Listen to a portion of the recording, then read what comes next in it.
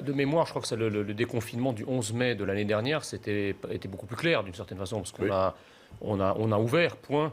Là, les choses sont beaucoup plus complexes. D'ailleurs, quand on lui pose la question sur le couvre-feu, il s'en mêle un peu les pinceaux. On ne sait pas si le couvre-feu, finalement, va être maintenu au-delà du 3 mai ou pas. D'après ce que j'ai compris, c'est qu'il ne le sera, c'est qu'il va être maintenu au-delà du 3 mai.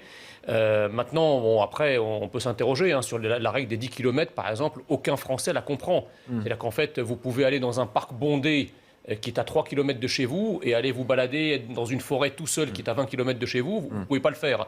Donc déjà, c'est quelque chose de... Enfin, la mesure en elle-même est assez grotesque, donc qu'elle soit abandonnée, c'est pas plus mal. Maintenant, sur le calendrier d'ouverture du 17... Alors le 17 non, parce que c'est plutôt la mi-mai, là aussi, il y a un flou, ça pourrait être le 13 mai, le 17 mai, là aussi c'est pas très clair. C'était le 15 mai, enfin on disait on va dire la moitié du mois de mai. D'après ce que j'ai entendu ce matin et les rumeurs qui courent confirmées par l'Élysée, on s'acheminerait vers le 17 mai, ce qui est un lundi. C'est parce qu'il y a le pont de l'Ascension. Non, mais justement, c'est pour éviter que tout le monde... si on le met le 15 mai, c'est le début du pont de l'Ascension, et hop, tout le monde... Non, mais justement, tout le monde se déverse. On ne peut pas d'un côté... Alors moi, je me félicite qu'effectivement, on ait ce calendrier parce que la France n'en peut plus, d'accord, les Français n'en peuvent plus, donc on a besoin d'avoir un horizon. En revanche, qu'on choisisse un jour comme ça en semaine pour rétablir les terrasses, etc., c'est pas vraiment un signe de victoire.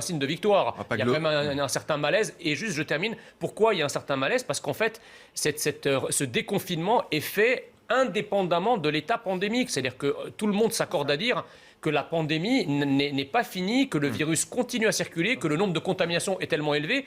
Et donc, je pense que ça ressemble un peu à une méthode Coué, parce que le gouvernement n'a pas le choix en réalité.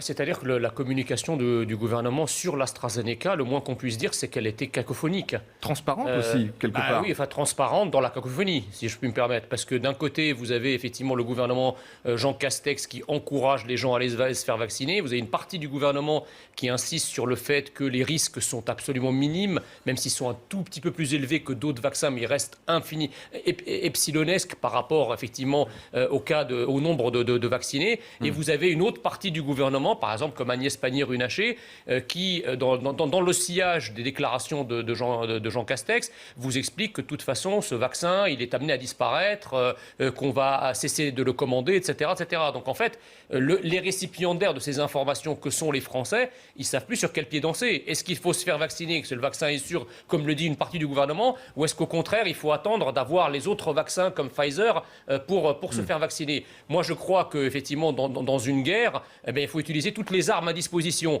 L'AstraZeneca est peut-être un tout petit peu moins efficace ou un peu plus risqué, mais encore une fois, ça concerne un risque infinitésimal. Est-ce qu'il faut l'utiliser? Oui, il faut l'utiliser parce que, encore une fois, quand vous êtes dans une guerre, si vous n'avez pas de fusil d'assaut, faut sortir les fusils de chasse. Voilà. Donc, je pense qu'on ne pourra pas arriver, je dirais, à l'immunité collective ou en tout cas avoir vacciné une partie significative de la population si on laisse tomber l'AstraZeneca qui, rappelons-le, est le vaccin avec lequel, produit par un laboratoire avec lequel l'Union européenne avait privilégié le contrat. Donc c'est le laboratoire qui est au centre de la stratégie vaccinale européenne. Donc d'un côté, effectivement, les doses n'ont pas été fournies à temps et maintenant on a ce problème-là. Donc en fait, l'Union européenne a joué de malchance et maintenant, les doses, il faut les utiliser parce que le but, c'est quand même de sortir de ce marasme le plus rapidement possible. Ce n'est pas les informations que j'ai, moi. De la part. De toute façon, le procès s'est tenu à huis clos. Donc, moi, les informations que dévoile Marine Le Pen et que j'avais eues également de mon côté, ce sont les informations qui ont été données par Thibault de Montbrial, qui assistait à ce procès, puisqu'il était des défenseurs des policiers. Donc je ne vois pas pourquoi Thibault de Montbrial aurait menti.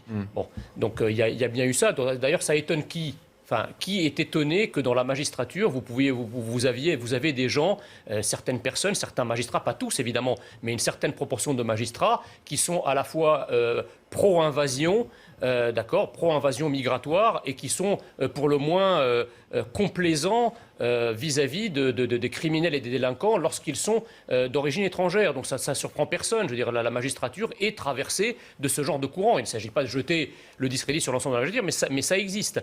Maintenant, si vous voulez, sur cette affaire, on n'a pas besoin d'avoir fait des études de droit, si vous voulez, pour trouver que des gens qui ont cherché à immoler par le feu des policiers, qui sont non seulement des représentants de la loi, mais des représentants de la France dans ces quartiers, et pour la plupart étaient relaxés ou condamnés à de faibles peines de prison. Je veux dire, on n'a pas besoin d'avoir fait un doctorat de droit pour ça. Et ça, je crois que tout le monde est d'accord et unanime sur la question. La dernière chose que je veux vous dire, c'est qu'effectivement, si on veut rétablir la paix dans ces territoires, eh bien, il faut être prêt à mener la guerre. Il y a une guerre qui nous est menée par des racailles dans tous les quartiers, dans certains quartiers de France, dans énormément de zones qui échappent à la France. Eh bien, pendant ce temps, la police, on lui donne l'instruction de jouer à 1, 2, 3 soleil. Ça suffit.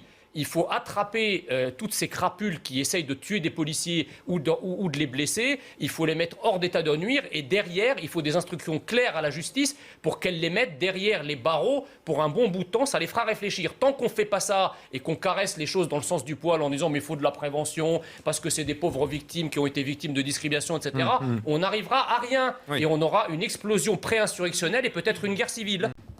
C'est-à-dire que quand on fait de la politique dans un pays, on fait de la politique... Pour remettre une pièce dans la machine. Par rapport à la réalité du pays. Donc effectivement, la réalité, c'est celle de l'insécurité que vivent des millions de Français. C'est celle de procès où les Français ne voient pas les coupables châtiés à juste proportion de leurs méfaits. Ça fait partie de faire de la politique que de parler de la réalité des gens. On n'est pas sur la planète Mars où on va avoir des débats sur les moustiques de couleur verte qui sont sur d'autres planètes.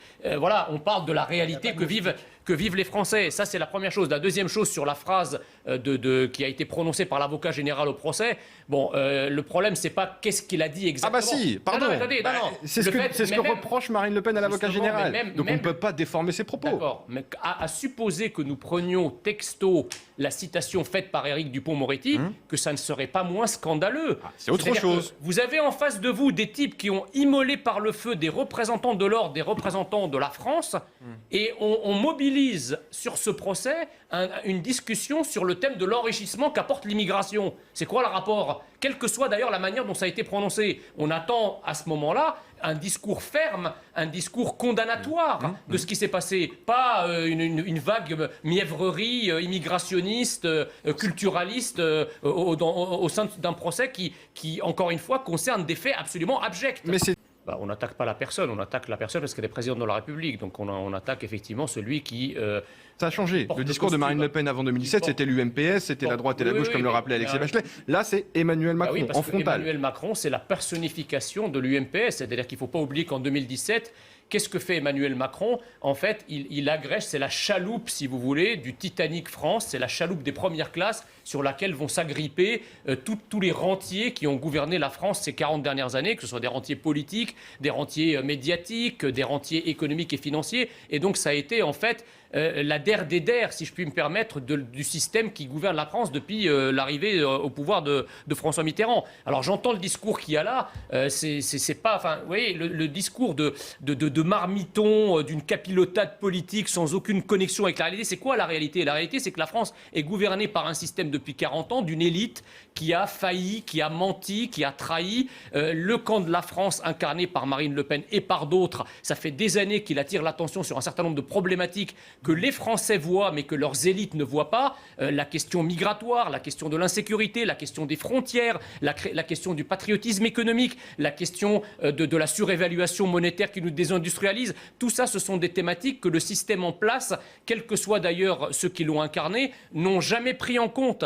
Et donc effectivement, on arrive au bout d'un système. D'ailleurs, ce système est en train de changer également dans d'autres pays. On a eu le Brexit, il y a eu effectivement Donald Trump, il y a eu Salvini en Italie. On sent que le vent tourne et les Français savent que le vent tourne. Alors est-ce que ça sera Marine Le Pen qui effectivement incarnera les idées du nouveau monde, du vrai nouveau monde, c'est-à-dire celui du retour des frontières? On l'a vu avec la crise sanitaire, un système qui s'est acharné pendant des années à être sans frontiériste, découvre aujourd'hui la vertu des frontières. On a des menaces identitaires existentielles très fortes que les Français perçoivent et qu'Emmanuel Macron perçoit mais sans vouloir les traiter. Tout ça fait qu'effectivement, il y a des conditions, il y a un contexte, indépendamment des petits calculs politicards là, auxquels on vient d'assister. Il y a un contexte, il y a un paradigme, il y a un enracinement de la politique dans une réalité que le système ne veut pas voir. De retour dans la dernière partie de 90 minutes info, toujours avec Jean Messia, Alexis Bachelet, qui ont beaucoup discuté hors antenne de l'affaire Pierre, cette dame qui a interpellé le président de la République. C'était à Montpellier lundi au sujet du prénom Pierre que son fils pensait obsolète ou en tout cas oublié. On ne va pas refaire les débats, mais c'est vrai que c'est intéressant du point de vue... pardon ? Pourquoi elle n'a pas appelé son fils Pierre, du coup? Parce que je ne sais pas, il faudra lui poser la question. Et on espère toujours la recevoir sur le plateau de CNews. Mais je vous ai dit qu'on n'avait pas rebattre. Il continue, il met une pièce. Je voulais vous parler de quelque chose qui va vous intéresser, Jean Messia. Je lui ai tendu une perche, c'est de ma faute. On va le laisser finir son explication. Le Jean Messia qui Faut pas lui... C'est pas ça, c'est que ce qui met... J'ai une étude, Jean Messia, qui va vous plaire. Ce qui m'étonne, Jean Messia, j'ai une étude qui va... Non, mais il continue. La question du prénom, tout le monde dit que c'est pas important, et là, subitement, c'est devenu important. Eh bien, on en reparlera.